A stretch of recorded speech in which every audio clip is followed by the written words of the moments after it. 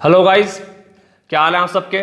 मैं सचिन सिंह, एक gym trainer, और स्वागत है आपका मेरे YouTube channel gym fitness workout में। और आज हम करने वाले हैं चेस्ट का वर्कआउट।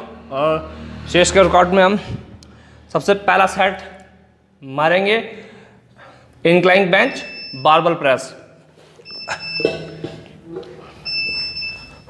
इसमें आपको ध्यान रखना है कि आपको हाफ ग्रिप नहीं पकड़नी है, यानी कि अंगूठा बाहर की तरफ नहीं रखना है, अंदर की तरफ रखना है। बिल्कुल फुल ग्रिप पकड़नी है इस तरीके से। और चेस्ट बाहर, कमर अंदर।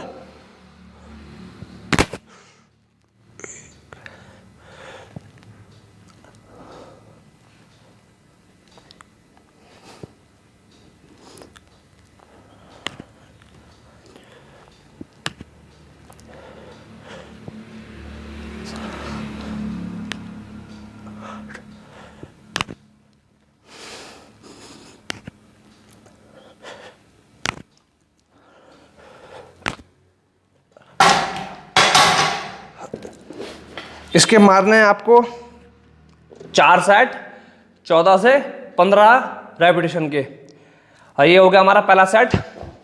अब इसके बाद हम दूसरा सेट जो मारेंगे वो मारेंगे डंबल से। वो मारेंगे हम डंबल इंक्लाइन बेंच प्रेस। ध्यान रखिएगा, डंबल के बीच में इस तरीके से आपको चिपकाना नहीं है। डंबल चेस्ट बाहर, कमर अंदर, और डंबल के बीच में थोड़ा गैप रखना है इस तरीके से, और धीरे धीरे मारने।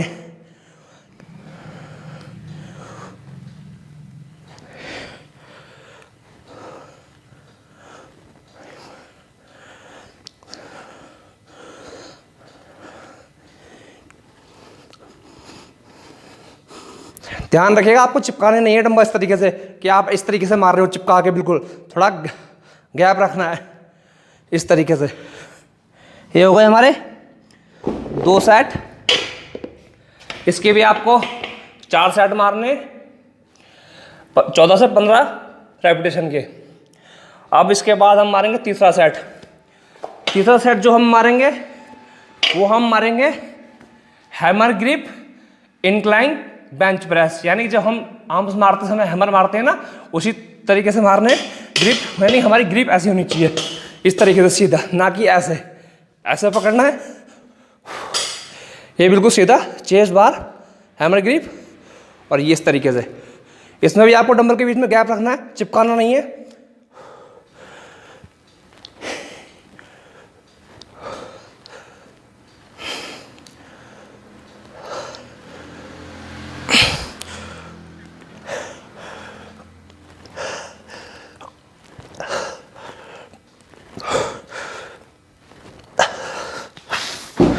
ये हो गए हमारे 3 सेट।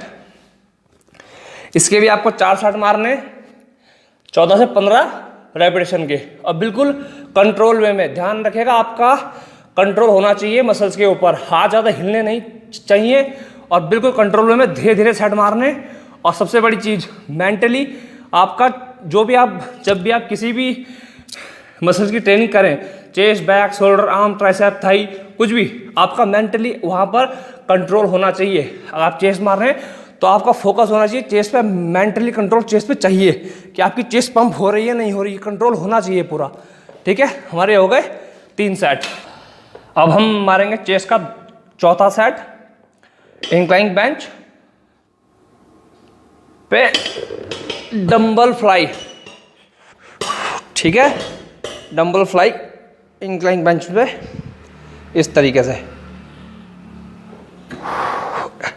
और ध्यान रखिएगा, आप एक चीज़ का ध्यान रखिएगा, आपको इस तरीके से इसको बिल्कुल क्लोज नहीं लेके आना, और वेट अपने हिसाब से रखना है। ये बस यहाँ तक, बिल्कुल धीरे धीरे।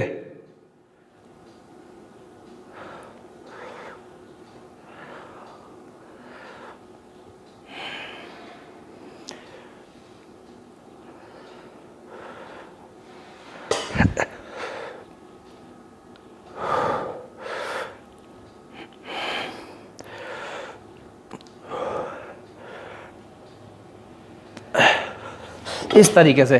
और मेरी एक बात आप हमेशा ध्यान रखिएगा, मैं ये वीडियो जो बना रहा हूँ खास तौर से बिगनर्स के लिए बना रहा हूँ, जिनको यानी कि जो नया नया जिम ज्वाइन किया है, जिन्होंने कभी लाइफ में जिम नहीं किया, जो ट्रेनर हायर नहीं कर सकते, बट उसकी फीस थोड़ी ज़्यादा होती है। तो वेट हमेशा अपने हिसाब से ही रखना, दूसरे के हिसाब से नहीं। दूसरा बंदा है जो साल भर जिम करके बैठा है, उसके अंदर तो पावर होगी, वो वेट हाई भी मारेगा ही मारेगा। जितने भी नए बंदे हैं उन सबको मेरा यही कहना है भाई लोगों कि वेट अपने हिसाब से मारना। ऐसा ना हो कि आपने वेट दूसरे के हिसाब से उठा रहे हो और देखा आपको इंजरी हो गई, है ना। तो इस बात का हमेशा ध्यान रखना कि जब तक आप अच्छा खासा एक्सपीरियंस ना ले लें और ढंग से सेट मारना सीख ना जाए, तब तक आपको लाइट वेट पे ही काम करना है और मीडियम वेट पे, हाई वेट पे तो जाना ही नहीं है। जो लोग सोचते हैं कि 4 दिन में हाई वेट पे जाएंगे तो वो फिर उसके बाद कभी जिम नहीं आते, ठीक है ना। ध्यान रखिएगा। ये हो गए हमारे 4 सेट। इसके भी आपको 4 सेट मारने, 15 से 14 के बीच में रखने हैं रेपिटेशन, ठीक है। अब हम मारेंगे चेस्ट का 5वां सेट, केबिल आयरन क्रॉस। बहुत से लोग इसको केबिल स्टैंडिंग फ्लाई भी बोलते हैं, क्योंकि इसको खड़े होकर के फ्लाई करना पड़ता है। तो ये है हमारा 5वां सेट। इसमें आपको क्या करना है, बिल्कुल सीधे रहना है खड़ा, चेस्ट को बाहर, और हाथ ज़्यादा बिल्कुल पीछे नहीं खींचने हैं कि बिल्कुल ही पीछे छोड़ दिया आप। बिल्कुल सोच लो इस तरीके से।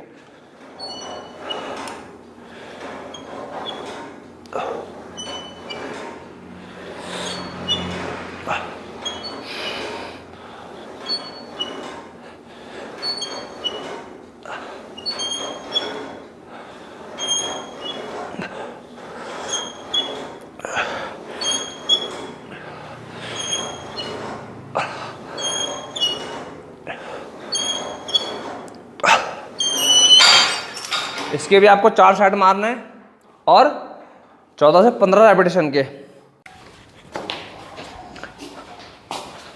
अब मारेंगे हम चेस्ट का 6वां सेट।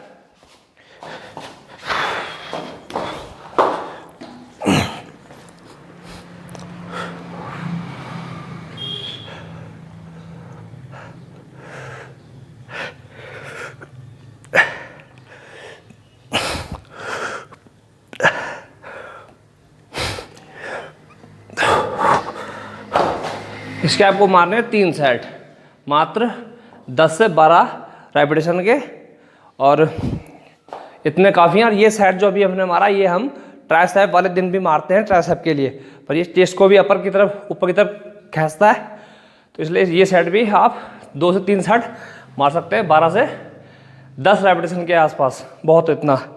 तो ठीक है, फिर आज के लिए इतना ही, फिर मिलेंगे नेक्स्ट वीडियो में। तब तक के लिए राधे राधे।